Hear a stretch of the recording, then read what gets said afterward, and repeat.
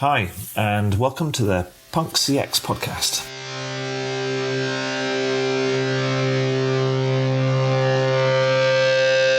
My name is Adrian Swinsko, and I'm an advisor, best-selling author, speaker, and general explorer when it comes to customer and employee experience.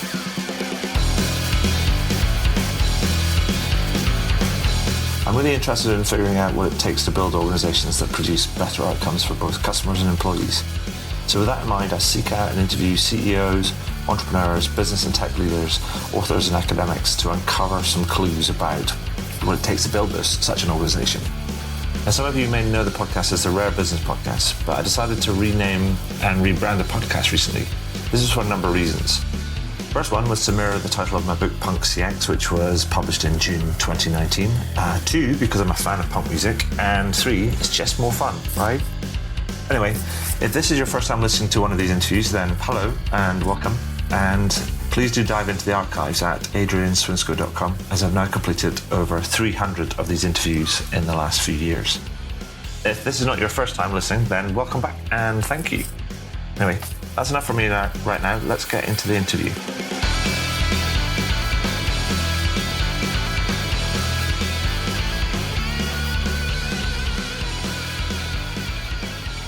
So welcome to the next edition of the Punk CX podcast. With me today, I have Alfonso de la Nuez, who is the co-founder of UserZoom.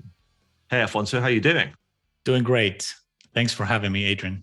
You're very welcome, sir. You're very welcome. Now, for people that are not familiar with you and or the work that UserZoom does, can you tell us a little bit about you, about the work that you do, what's interesting, what's important, all that kind of like good stuff, just so we know who we are and who we're talking to today. Absolutely. Yeah. So my name is Alfonso de la Nuez, and I'm the co-founder and proud co-CEO at UserZoom. It's a company that we started back in 2007.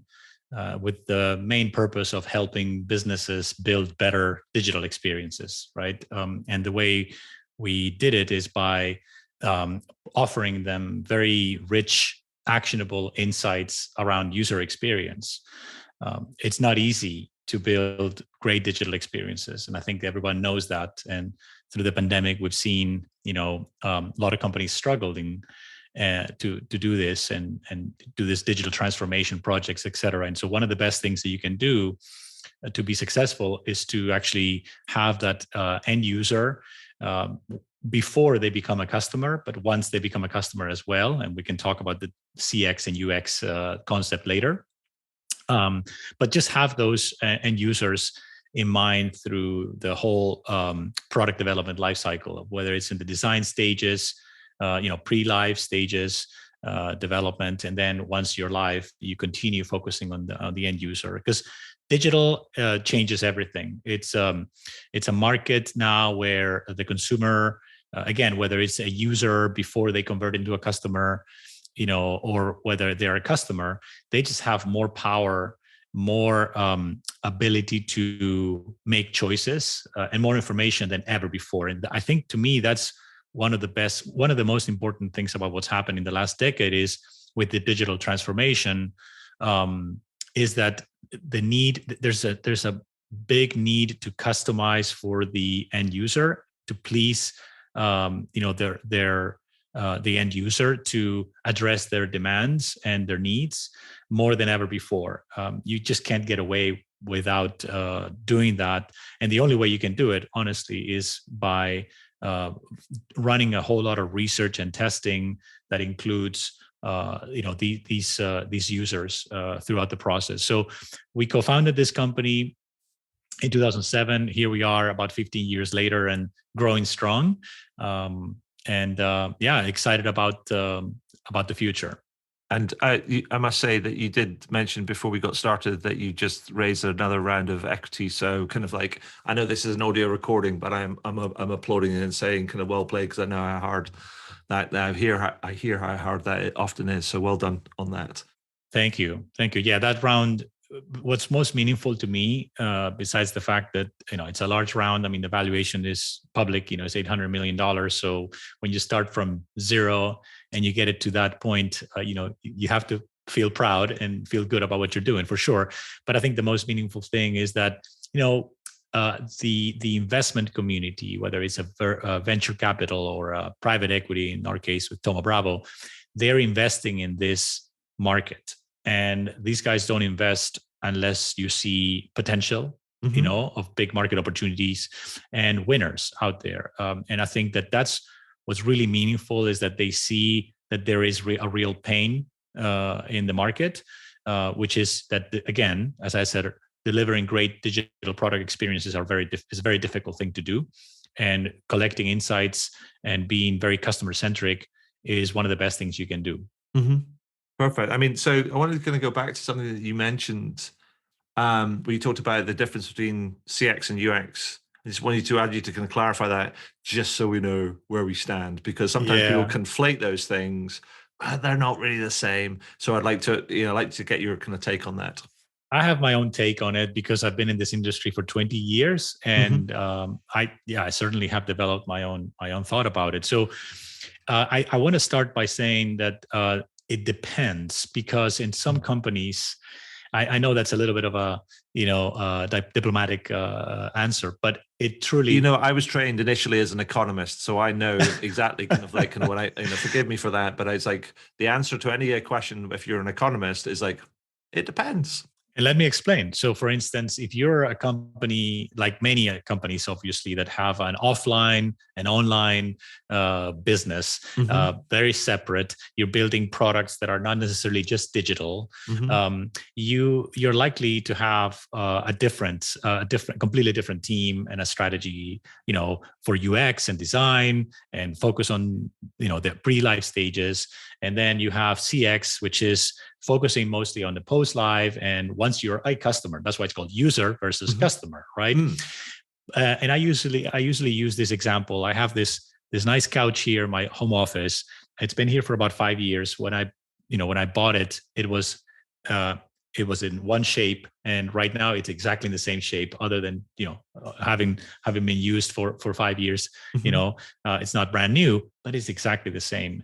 But if you're a digital company or most of the business you do is through a digital app, I mean, if you're Google, right, or companies or startups that are digital, chances are you're going to have an app that needs updated. Right now, if you look at my phone, I probably have 35 apps that need to be updated, which means that the same people that designed the couch. So sorry, back to the other example. The guys, the team that designed and produced the couch, those guys were done, and it's on to sales and marketing to do customer support and surveys on satisfaction and things like that. But they're not going to be part of maybe the next version of the sofa, right, or the couch.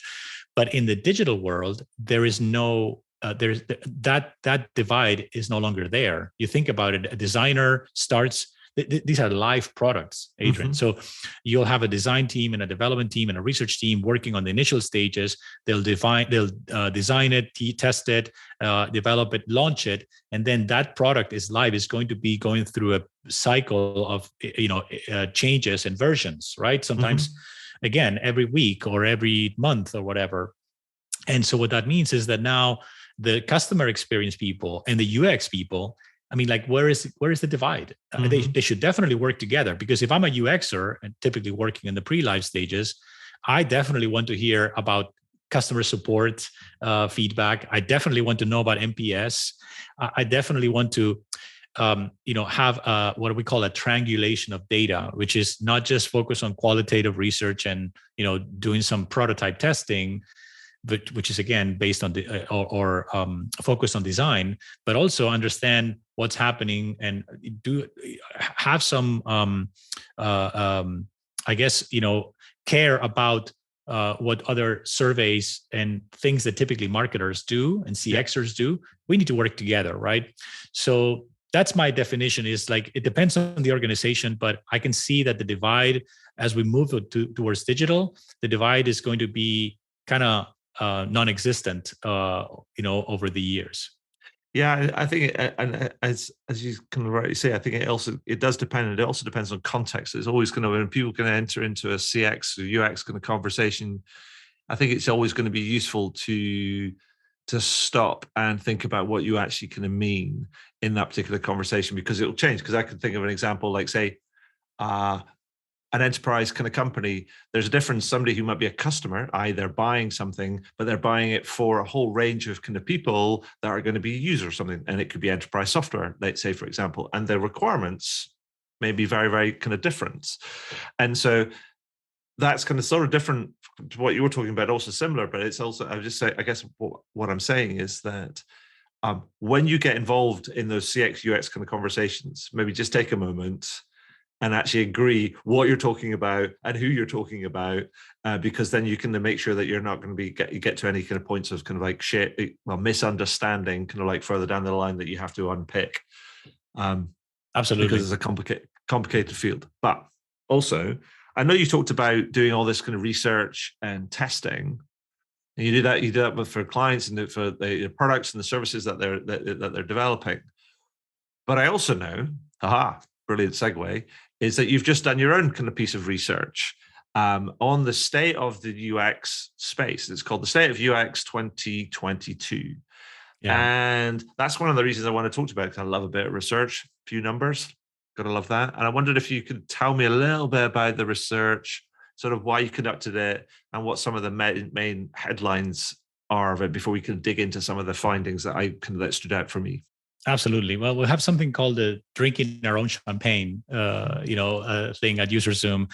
And also we are very much insights driven when it comes to culture and values, So, and obviously, since we have created this research platform, it would be funny not to use it all the time. And so it's an interesting concept when that's the case, is that we have our own product. So our own product people do a whole lot of research and testing with our product. That's drinking our own champagne. Our HR team does a lot of employee experience research, and they use our own product as well for surveys and for all sorts of collection of insights from our employees. And then from a marketing perspective, we do this we do two things actually: the state of UX. But then for the future, I also invite you to read our benchmarking studies. So the state of UX is kind of like an industry survey. We collected, I think, 600 or 700 responses, and we ask,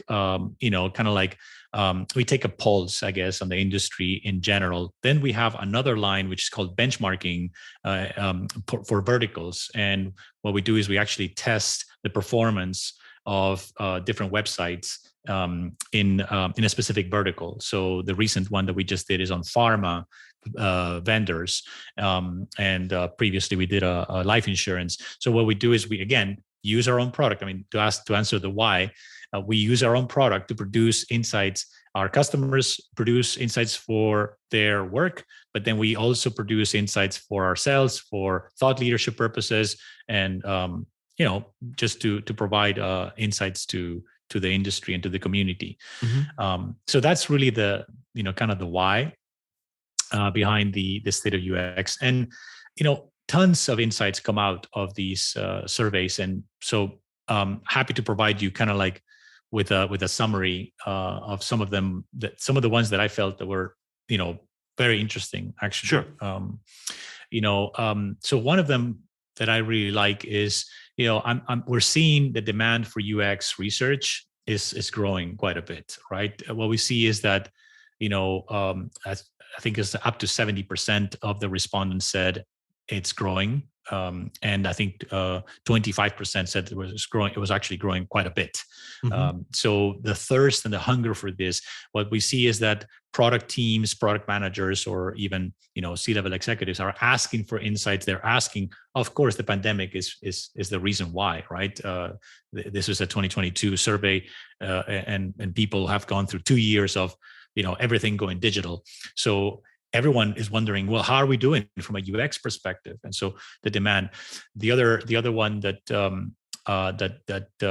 comes out of this survey is that there's this democratization of research, and I think it may be related to your concept of punk CX, right? Is what we're seeing is that there's no way you can keep up.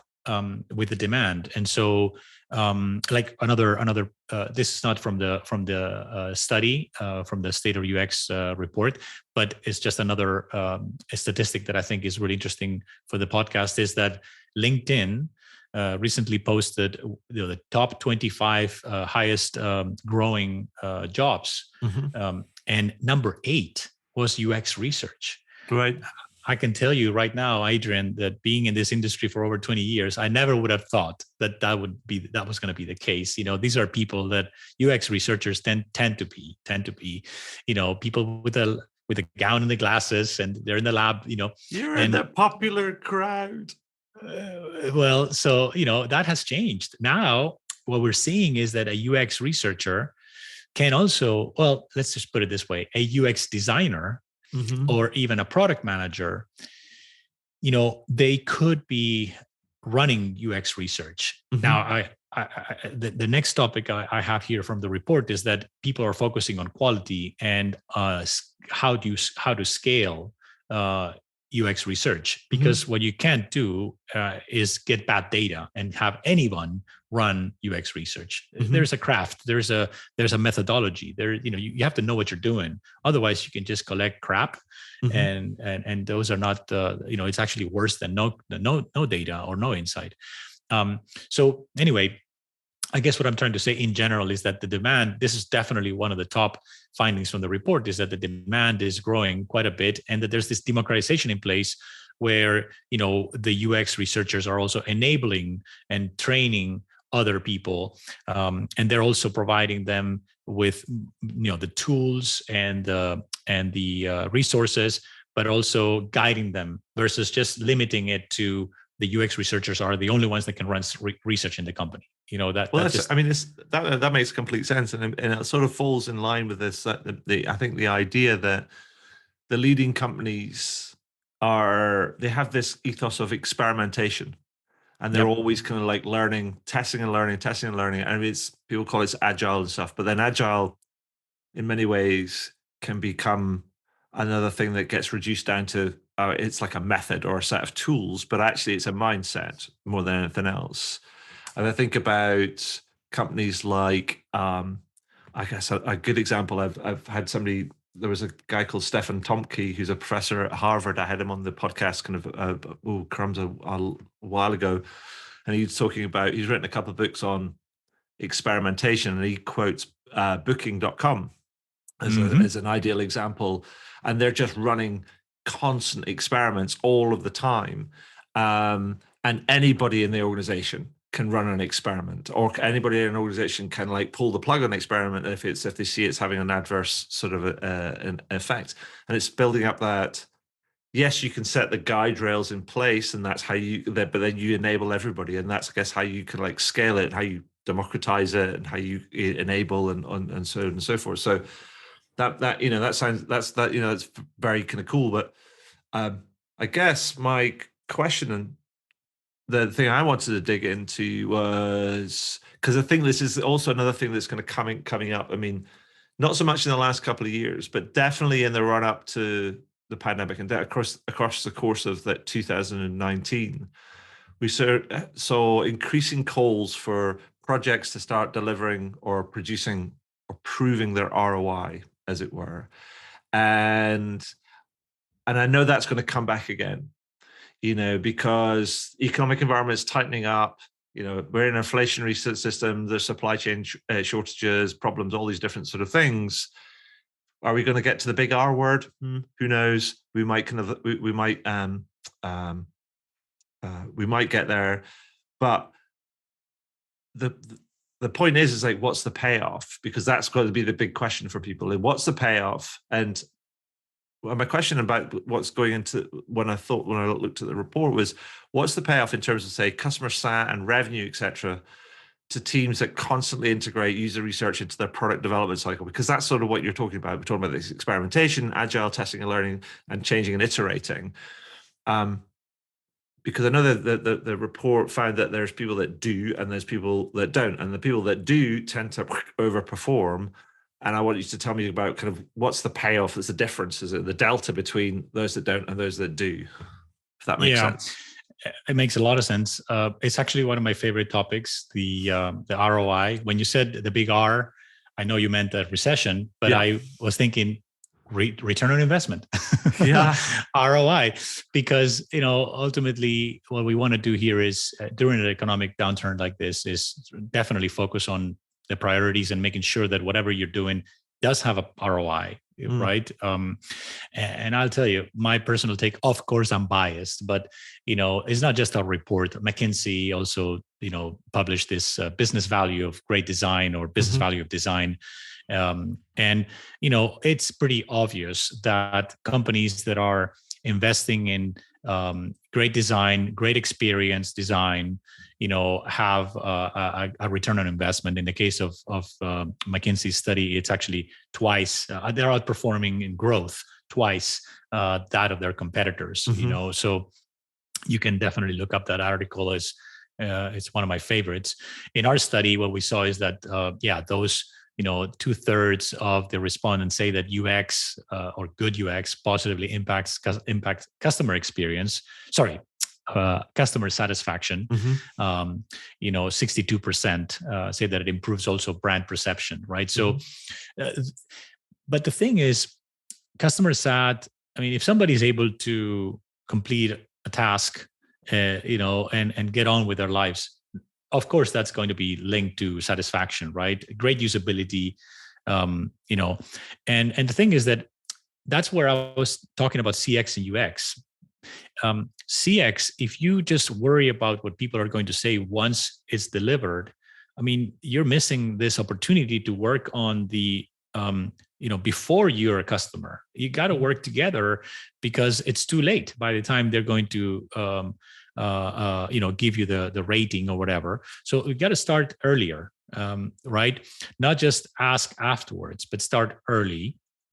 And that's why I feel like there is this need to work together between CX and UX.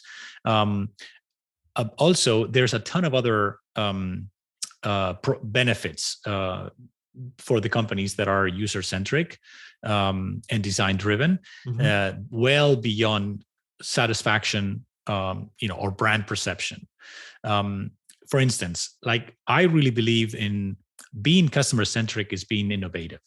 Because what you're doing is you're putting the end user and the customer in the center of everything you do. You're kind of stripping it away a little bit from, leaders in the company, whether it's C-level executives or product leaders or marketing leaders. Really, I mean, this is an ever-changing environment. The user is changing, the behavior is changing. You need to make decisions based on the end user, and you can start by getting to know their needs and their behavior well before you start designing the product or redesigning it.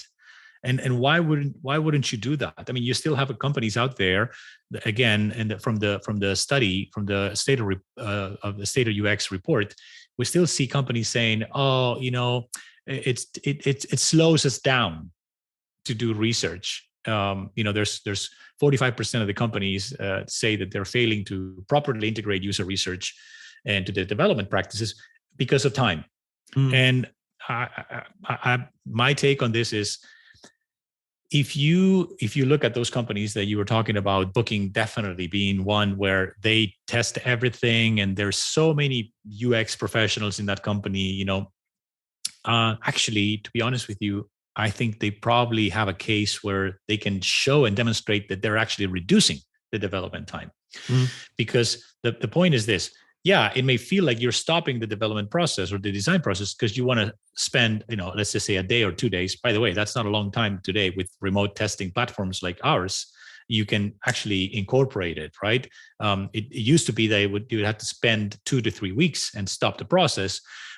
This is all very agile, right? So, instead of, developing a version and launching it or moving forward without the end user feedback, and then having to go back and redesign it or correct it or collect bad feedback and have to go back to the drawing board or to the development process again, you can actually test as you go. So one of the things you can do with these methodologies is that you should test early and often. Like every sprint should include, and this is what these organizations are doing, by the way, because not just from this report, but our customers. We had 40,000 studies in 1 year going through the UserZoom platform, over 2 million participants. Our customers are running studies almost on each sprint on a monthly, on a weekly basis. So when we talk about time and the productivity and the efficiency of the production team, which is something I personally, as a CEO of the company, would look at, I want them to be very efficient. I want them to be productive, and I want them to make decisions based on feedback and not have to go back and redo it, which is very typical. Like a large portion, 60% of the software produced is failing. These are software products that don't work well. So I'd rather actually say, you know what, and this is why it goes to the management team and to the culture more than the tooling or the process. It's really about culture. I'd rather add those resources and add this culture of experimentation and testing and research at the very beginning, and be proactive versus reactive. That's what we're seeing in these companies that are employing a ratio of one designer per 4 engineers. So they're incorporating design, and they're actually adding researchers to the design team as well, so that they can design on data versus gut. So thank you for that, Alfonso. I mean, the other thing I wanted to do was, I was looking at the report, and there was a key finding in there that said there's an over-reliance on incomplete UX metrics without actionable insight. And I was looking at that, I was like going, what the heck does that mean? What does that mean? And kind of like, why is that happening? So switch on the lights for us, Alfonso. Tell us what's going on there. What we found in the survey is that in order to measure or understand the quality of the UX, a lot of these companies are actually relying on surveys, NPS, customer satisfaction. Anyone, not just Alfonso being, founder and UX professional for 20 years, but anyone in the UX industry will tell you that those are very vague, very isolated, specific, important, but vague metrics when it comes to evaluating the quality of the experience. And we feel very strong about this. The fact is, if you think about UX, a definition of UX, it includes a lot of elements. And if you ask somebody, hey, are you having a great experience? And they give you a 1 to 10 rating, I don't think that's very actionable. We don't think that we can take that to the designer, because there's 2 things that you're missing that are very important. The why they're giving you a bad or a good one. It doesn't matter. Like, are you content if you just get a 10 or 9? I mean, you should be happy, but how do you keep that up, and why? And then the second question that we work on in UX is the how. So behavior. How do people do what they do? And if they're struggling, how are they using your product? And so this is what this is all about in the industry survey, is that we saw a majority still relying on metrics that are again important, but they're not I guess as deep or as rich in order to make decisions. You can't go back with the NPS only to the design team and say, here, we need to improve this. They'll be like, okay, so I got a 5. What can I do? And so what you need to do is you need to do something we call the triangulation of data. Is, hey, go and analyze the NPS data and the customer satisfaction surveys and things like that. Go to analytics tools, Google Analytics, or we have Amplitude, we have Content Square. It's a big market, and then also do UX usability testing that is very specific, very different method, and produces very different metrics. Again, focused on the why. So you'll have, for instance, in UserZoom, we provide you with what we call a task-based method. And what you do is you ask a specific persona or panelist, somebody who has been invited to participate in a study, not just answer a question. They actually we actually invite them to use the product. And so the methodology includes this very interactive, they're using the product through a web browser, and the technology, our product captures everything they're doing, captures a video of what they're doing. And then we also ask them to think out loud. So if, for instance, they have an issue and they're struggling, you're going to give this user a chance to comment. I just can't find this. I don't know. I don't understand why. So in a survey, in an NPS or a customer sat, you'll have a 5, I don't like it. But you won't know. With the user experience metric and the UX methodology, the research that you can do with UX, you complete that, you complement it with very rich data on the why and the how users do what they do. And you need that in order to develop or design and develop and deliver great experiences. I think it reminds me of a story that somebody, I think it's called Andrew Lawson, that I had on the podcast. He was worked for a peer-to-peer lending company kind of years ago, and he described a situation where, because they were online only, and rather than actually doing digital kind of UX kind of research, they did sort of a flavor of it. Well, they actually invited some of their customers, and many of which were kind of high net worth kind of people, to actually come into an office and to do an actual transaction on a terminal, but then brought a whole team of people to stand and watch them do what they were needed to do behind a one-way kind of soundproof kind of mirror. And then like engineering, development, design, kind of marketing, comms, the whole shooting match. And he said it was the funniest thing, kind of watching designers react to how somebody is interacting with the product. And they were like screaming, it's like, it's over there. The button you want is over there. And it's just like, that's, I guess, the insight you want, because you design something kind of because you make assumptions that it's going to work, or it looks great, it's going to be efficient, makes sense, and everything else. But what is it? But sometimes, people are just weird sometimes, and they just don't do what you expect them to do, and you can only understand that until you put something, and only when you put something out in the wild, as it were, and then it kind of like smashes up against reality. So I've lived in this world that you just said, with the physical lab, and then UserZoom, we're actually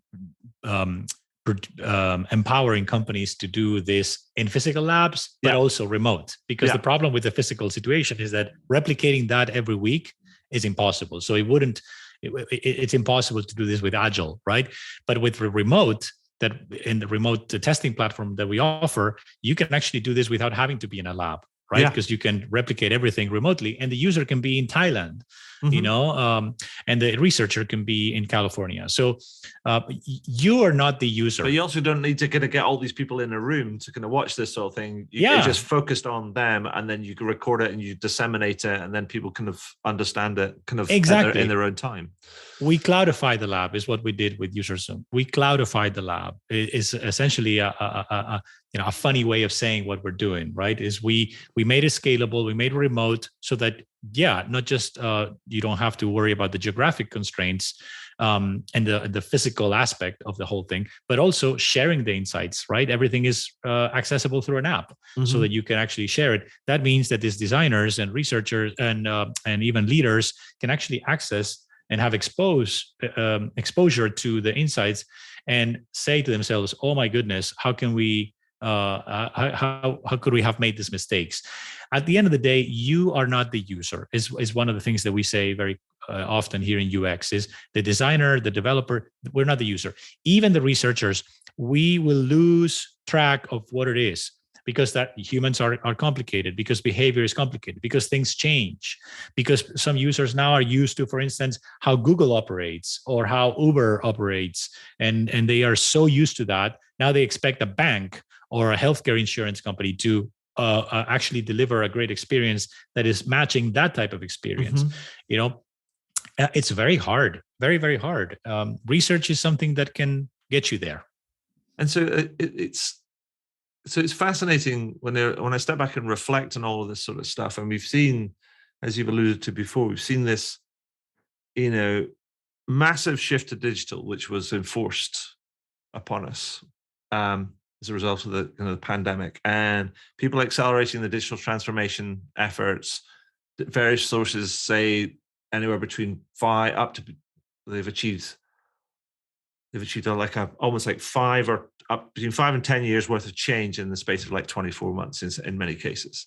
Correct. And so all of that sort of the digital thing is, if you're still digitally transforming, you're probably behind, because you should be digitally improving, kind of given the shift that's kind of going on, I guess. But I think that given that massive kind of like shift, the thing that kind of struck me about the report, there was a finding that said just 13% of organizations have a UX leader in the C-suite. And I was thinking, does the C-suite need to catch up, given this massive shift that's taken place? And this stuff is important. Kind of what, and is that what's going on here? That there's a catch-up kind of process that needs to happen? Yeah, I'm seeing design and experience leaders, I guess, connecting more with the C-suite. But there's two things that I think are hard here, and why we are seeing this statistic is, one is it's going to take years for a culture shift. Mm-hmm. If you're a leader, a C-level executive that that developed software applications or developed digital products in the last 10 years, and you're not really used to the new way of building software, it's going to be hard for you to understand it. It's going to take you a few years. And I'll be honest with you, I'm seeing this with both our customers sometimes, and sometimes I can see it even internally at UserZoom. Since we have a range of C-level executives that have been around for quite some time. The second thing that's happening is that user experience professionals need to be more business focused, right? And they need to understand the business of design, and understand that you can't just because C-level executives still very much consider UX or a great design, great UI, great visual design. Design today is about UI and UX. How it works is even more important, I would say. I don't mean to disrespect the creatives out there, but a creative and a UXer need to work together. Sometimes it's the same person trying to do both. That's very hard to do, but you need to change this mindset that having great design is about looking cool. It's about working really well, and the experience is the brand in digital, right? The experience is the brand. So you need those two things to happen in order for this shift to happen. I think it'll take time, but we're already seeing companies hiring, banks that are hiring chief design officers, for instance, right? SAP just hired a chief design officer, that I met recently, and you can tell that he has this huge research mentality coming, and is going to make an impact at SAP, for instance, right? That Airbnb has a phenomenal position in the market, and the CEO actually has a design background, right? Brian Chesky is one of my favorite examples. These guys don't hesitate, to practice and to put design and UX up in the top and in the I guess boardroom, I guess. And the last one I would say is Thoma Bravo, our own investor. They're investing because they understand the value, right? And so they want to hear about how much we're doing research of our own product and the design work that is going on. But I just think it's going to take some time, Adrian. And that's a low number, 13%. I was expecting a little higher, to be honest, in 2022. But I do believe that if we can get those two things, the C-level executive to understand, the C-level execs that may be in their 50s and 60s, they need to understand that design is not just cool and looking good. It's about many other things. And number two, the UX and design professionals, coming closer to the business side of the table and understand metrics and how it impacts the overall business performance. I think we'll see more leaders in the C-suite. Awesome. So from one number that you found was kind of quite low, I wanted to bring up another one which I thought was really quite high. And I wonder if that's just a catch-up sort of thing, because the report also found, this is the final kind of one I want to dig into, then I'll hopefully be giving people enough flavor of the kind of research that they'll go and hunt it down for themselves. But the last number I wanted to bring up and ask you about was, the report says that 45% of UX teams say that DE&I, like diversity, equity, and inclusion considerations, are not standard practice. And I was thinking about that, and I was like, what the? And I was like, really? Kind of still now? What? I'm not surprised, Adrian. I'm not surprised, actually. So I understand you're surprised, but I'm not, because I'll tell you what. I'm just trying to be positive and optimistic. Yeah, no, but it's another hard one. So at UserZoom, we have another, value, company value, corporate value, which is Kaizen. We operate with a Kaizen mentality or a Kaizen approach, continuous improvements for incremental gains. DE&I, we're taking that approach with DE&I in the company for both, general business management of our company, but as well as how we actually deliver or produce and design and develop our product. And then within UX research specifically, which is what the study is about, how do we take DE&I into consideration? And so I think that this is the kind of stuff that should not be resolved overnight. It's complicated. For me, DE&I means that you have to have an accessible website that is accessible and inclusive. Not just gender or age or race, right? But it's also about people with disabilities. The accessibility, to me, a great experience should be a great accessible experience, right? A great experience should be an accessible experience. Not easy to do, though. If you look, once again, easy is hard and inclusive is hard, because now, for instance, when you do research, and this is what I guess, almost half of the people are not doing yet, is that they need to, when they go out and build a screener, when they go out and recruit participants to provide feedback, they need to keep in mind that these participants, their target group needs to be diverse, right? And so if you're going to go out and recruit, 100 people, let's make sure that you have representation, right?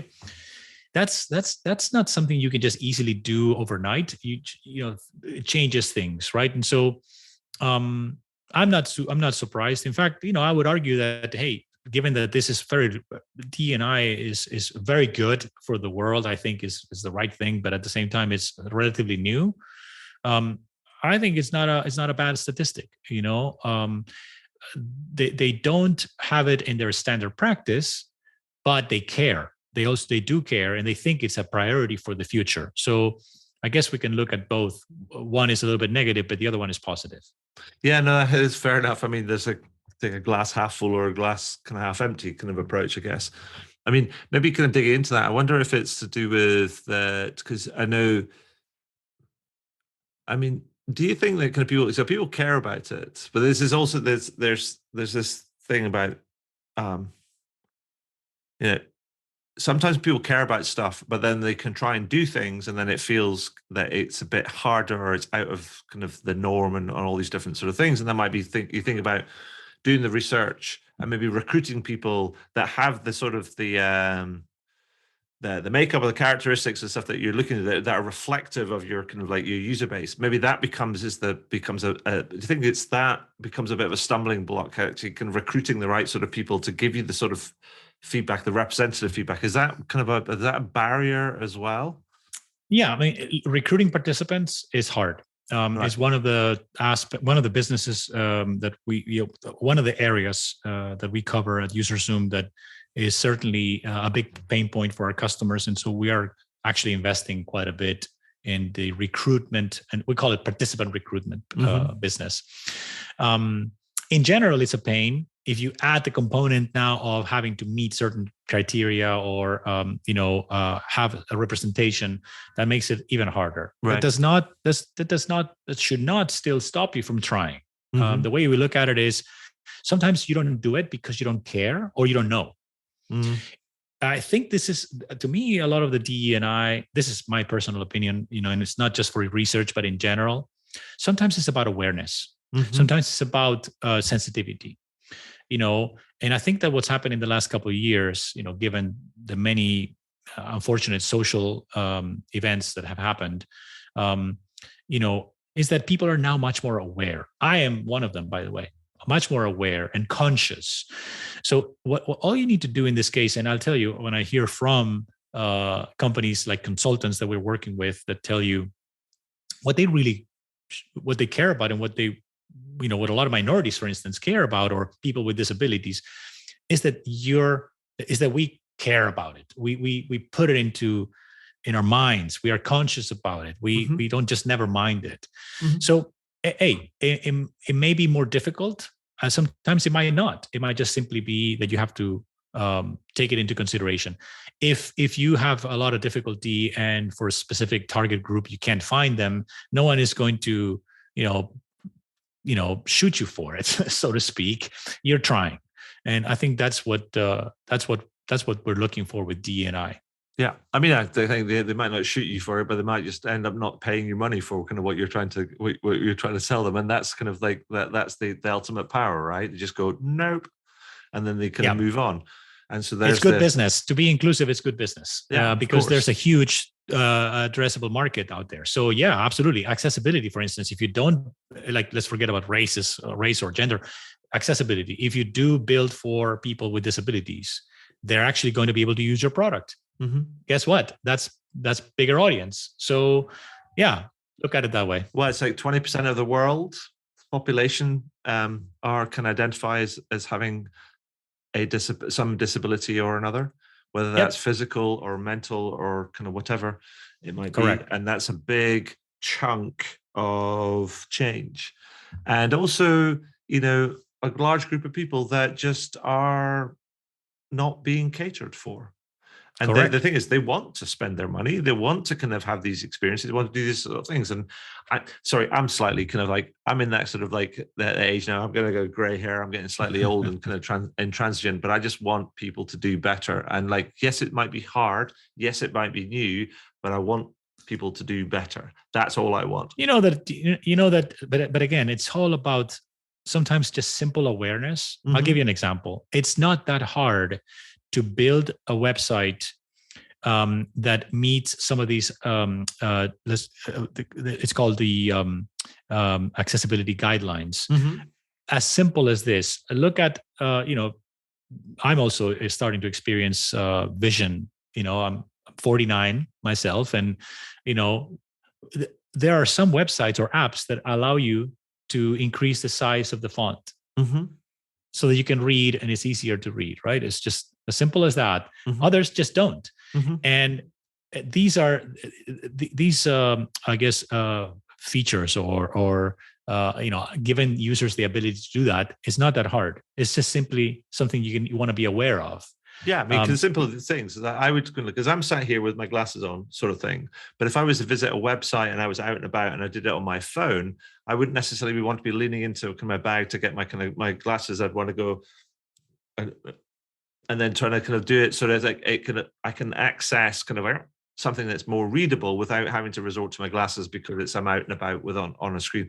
Like a simple example like that, I guess. How many email newsletters are coming in so small? most people are going to read it on the phone, and you cannot read it. How many times does this happen?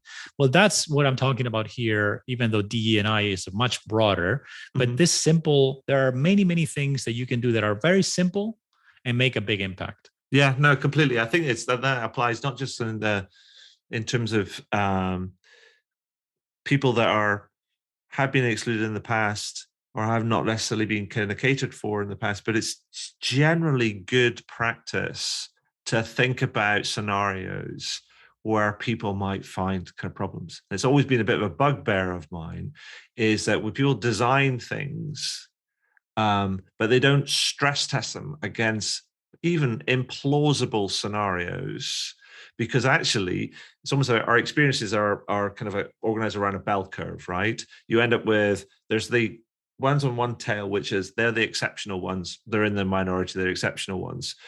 Then you get the majority. We design for, this is how it's like normal status quo. But then there's a small number of things where you have scenarios that happen in extremis, where it just things blow up because people haven't been prepared for it. But that's the testing, that's the understanding, that's the research, that's the kind of scenario creating that you need to kind of like test for. Anyway, we need to move on because I know you're a busy man. So I'm going to kind of move on and stop rattling away and kind of pull myself out of this rabbit hole.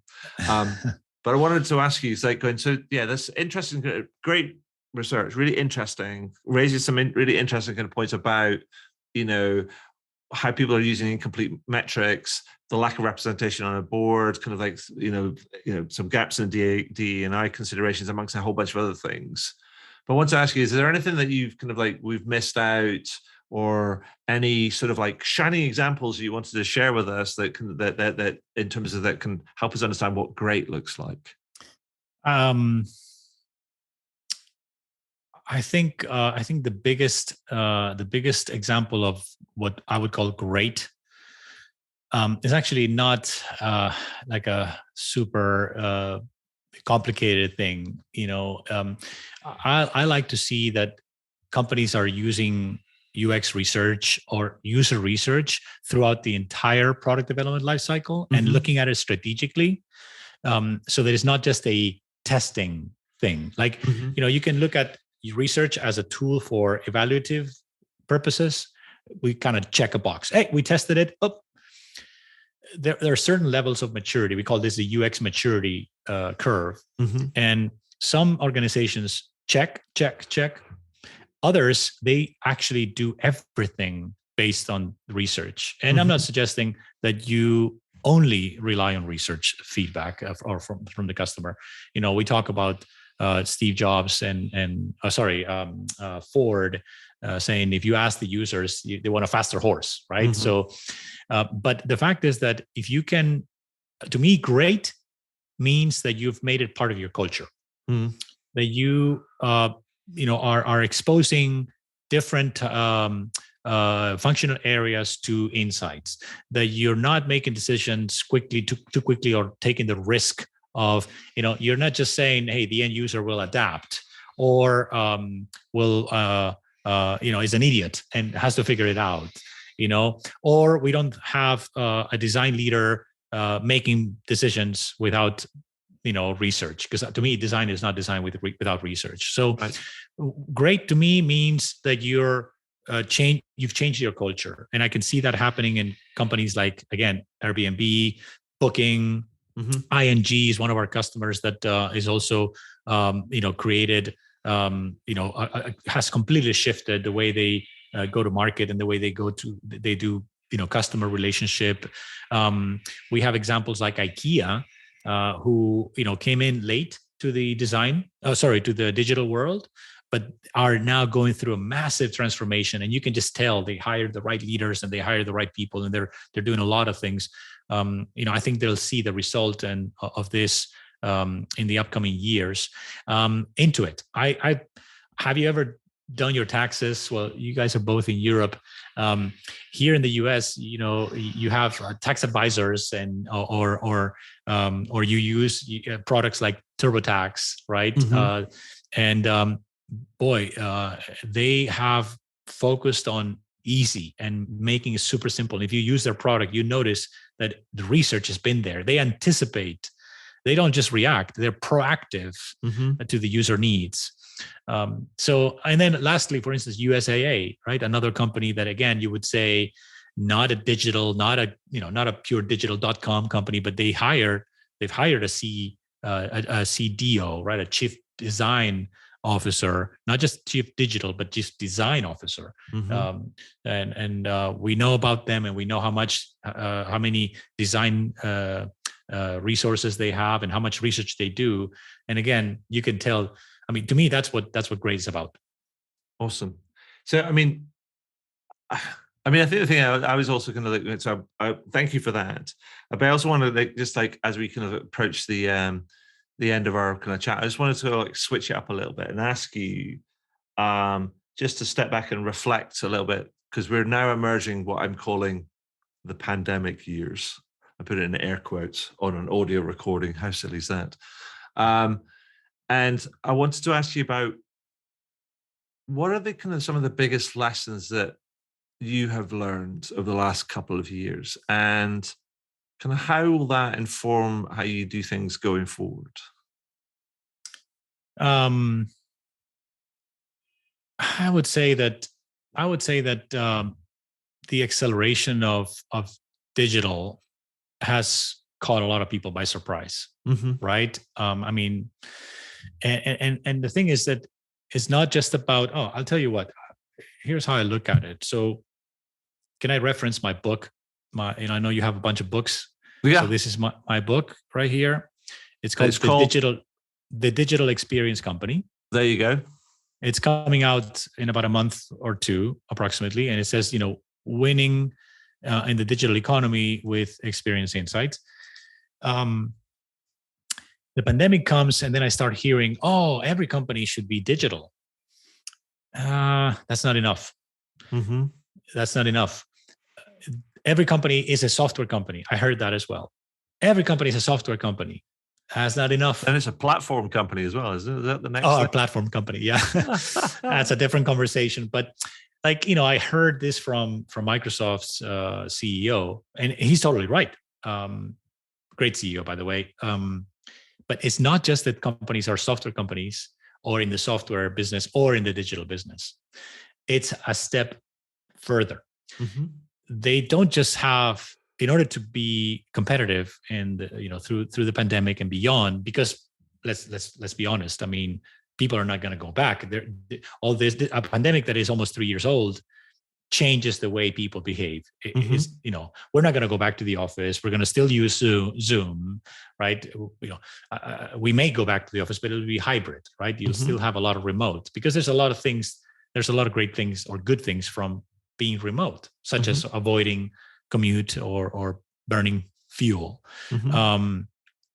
But you, as a company, what you learned through these years is that having a back office, having software, being in software, being IT driven is great, but it's not enough. The difference between a digital company and a digital experience company is that the way people experience your brand is through the front end. It's not through the back end. It's not through some sort of a mechanism, technology that people don't give a crap about.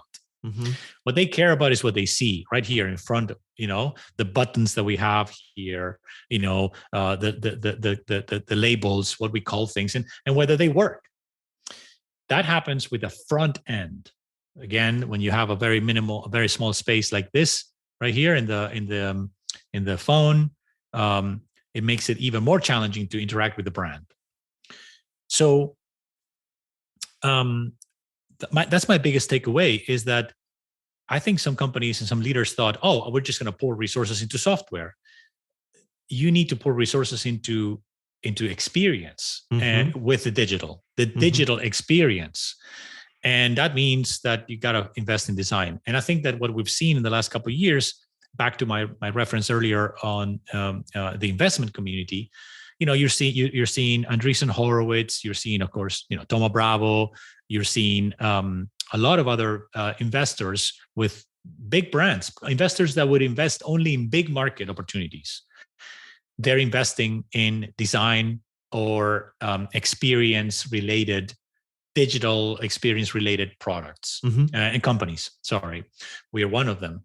I think that probably is my biggest takeaway. I don't know if I explained to you what the difference is between a digital company and a digital experience company, but the book is all about that. Is the difference between those two.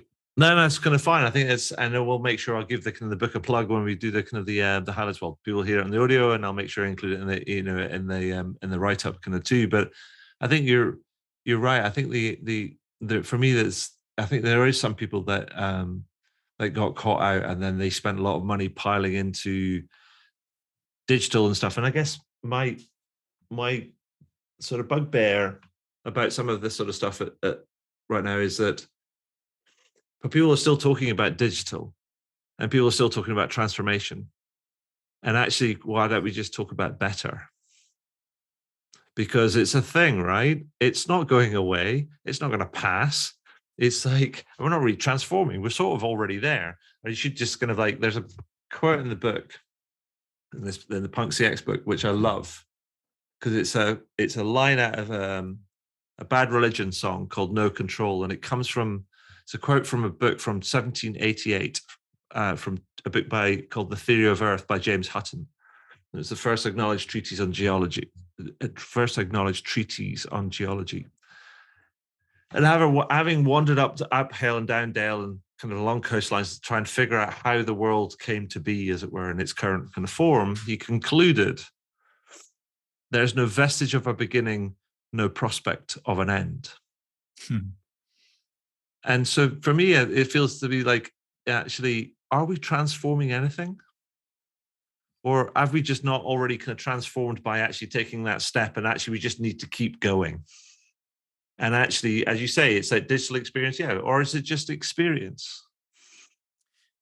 I think it should be just better, because I wish that the companies had embraced this digital. I mean, come on, how long has been this digital or .com been around now? 20 plus crumbs. years, 25, 27. I was involved in the first one. Well, yeah, me too. I mean, like Amazon, right, became the biggest company in the world not that long ago. And I remember when they started in 94, I think, or 95. And, for a whole decade, they were, trying to build something. And, finally now through the pandemic, you see what a difference it makes, what a different experience it is to deal with Amazon for buying stuff and maybe returning stuff or finding stuff. Like, I don't know if it happens to you guys today, but like I was literally with my son last night. He says he wants this new pair of shoes, basketball shoes. And I go straight into Amazon because it's my go-to. And when he said, when we actually noticed that this brand was not in Amazon, I just like cringed and said, okay, so now I have to deal with this other experience. And they've raised the bar so much that anything buying outside of Amazon is a pain. Yeah. We were talking about t-shirts earlier, and I bought this t-shirt from a vendor. It was small. The process of returning it and printing it, I had to have so much done versus what Amazon does, which, so to your point, digital should just be nothing but better, and how we better interact and better deal with the customers. But since it hasn't, then it's been treated as a completely separate world, that now you're like a different company and all that stuff. Yeah, I don't know. I mean, I think we're saying the same thing. Sometimes I don't think it's kind of helpful to kind of go, oh, it's a thing over here and it's a thing over here, because it all feels separate, but it's actually just the same, and it's just better, and it's just next, and we just need to keep embrace it and just keep going forward with it. But so last kind of couple of questions. Quick ones. Boiling it down, if I was to say to you, we've talked about other things, we've wandered around UX and research and CX and all sorts of different sort of things, and your own survey and things. But if I was to say to you, if you boil it all down, right to its basics, and I said to you, Alfonso, you need to tell people what to do in terms of what's the next step. What would be your best advice to someone listening in that wants to improve their customer, user, employee, just improve their experience generally? You go, Alfonso says, do this. What would it be? Well, first of all, understand that in order to measure user experience, or actually forget user, just to measure experience, the overall quality of the experience, you can't just rely on simple surveys or customer satisfaction. It's too vague. You need to move on. You need to understand that if you do care, which is great, you've already made great progress. You care about it. You need to probably approach it with a mixed method approach. It's a little harder, but ultimately it's going to be a lot more actionable for you. So triangulate or use a mixed method approach as you go along. The second thing I would say is don't just do it once you're live. Think about it. Think about something that you can do throughout the entire product development cycle, from the very beginning, early stages of discovery, design, development, and then once you're live and you measure. It's a cycle, and it should be done, constantly and continuously and often versus once in a while, which is still typical. And that leads me to the third bullet, which would be that in order to do that, you need to invest. You're going to have to proactively invest, especially, if you're a product leader or if you're a C-level executive. Understand that this is not something you can just assign it to a Michael Jordan of CX. This is a team sport. It takes a village, and it takes the coordinated effort of multiple functional areas. And so therefore, the best thing you can do is actually, as a leader, you can just create a culture of insights, create a culture of how you go build software. If you just leave it to somebody or to a team to do and handle, I think you're going to fail. So those are the three things that I would say, boiling it down, that's what I'm seeing companies do. Great companies do. Awesome. And then now, before we go, these are my, you'll like this, I call it my ongoing longitudinal social research, which is effectively just basically a bunch of kind of word association questions about kind of the whole Punk CX and Punk XL books. And I've been doing this for the last kind of few years, since I published Punk CX, and then I've changed it slightly since Punk XL came out late last year. So the first question I've always asking people when I speak to you on the podcast is, what one or two words, Alfonso, would you use to describe a more punk approach to CX? I would say democratize, right? Transparent, democratize, scale. One word is very little, man. It's a very That's it. I'm cutting you off there. You've got democratize, you've got transparent, you've got scale. That'll do. We've got three, but I like it. And then the second question is, so Punk XL was about this idea that it's no longer sufficient to just talk about customer experience in isolation. We have to talk about a much bigger game. And we talk about brand leadership, we talk about market leadership, we talk about technological leadership, et cetera, but we don't really talk about experience leadership, and that's what XL stands for. So what company or brand do you think is an experienced leader? Like what somebody who's setting the bar, taking all these different aspects into account, and why? I mentioned Airbnb already, and so but that's one that comes to mind. You can just tell, they have the true leadership. I mean, it starts with the CEO.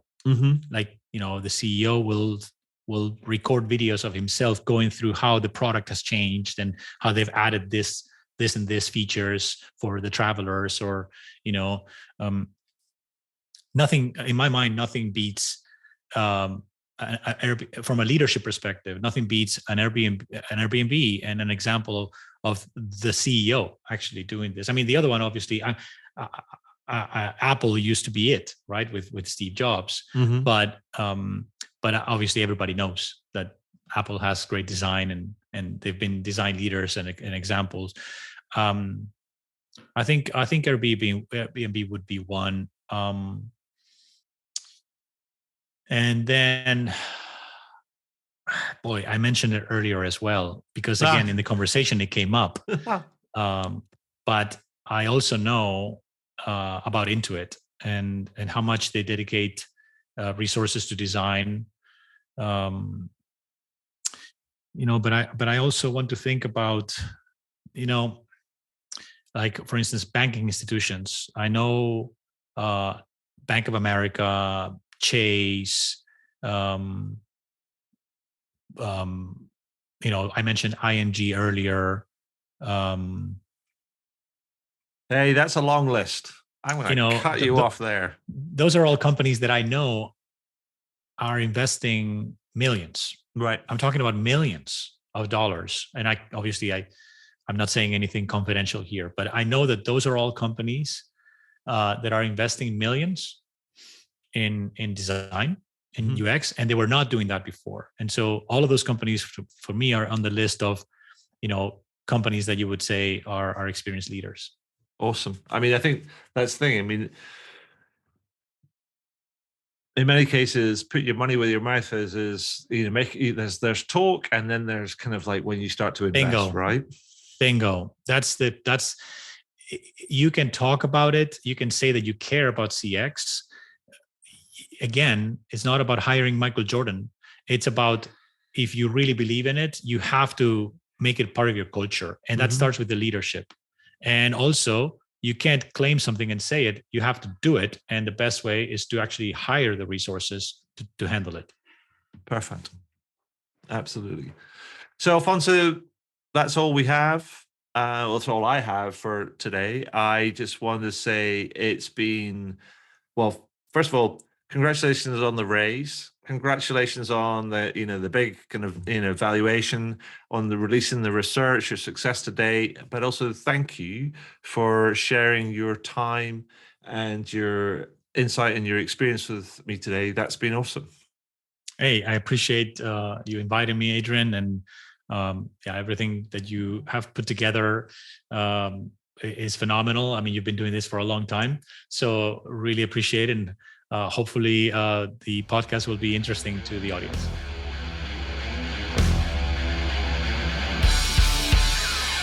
Well, that was cool. I hope you enjoyed it. I did, and I always do, actually, because I always learn something new when I speak to some of these amazing kind of people. And it's always something new that I can incorporate into my writing, speaking, workshops, and other sort of advisory work that I do. Now, if you're interested in learning about any of that sort of stuff, then you can find out more about how I work with clients over at adrianswinscoe.com. But one final thing before I go, please consider heading over to iTunes or Spotify or whichever podcast platform you choose to use, and do leave a review. Every little helps, as they say. Anyway, that's all for now. Thank you for listening, and do tune in again soon. All the very best. Cheers. Bye.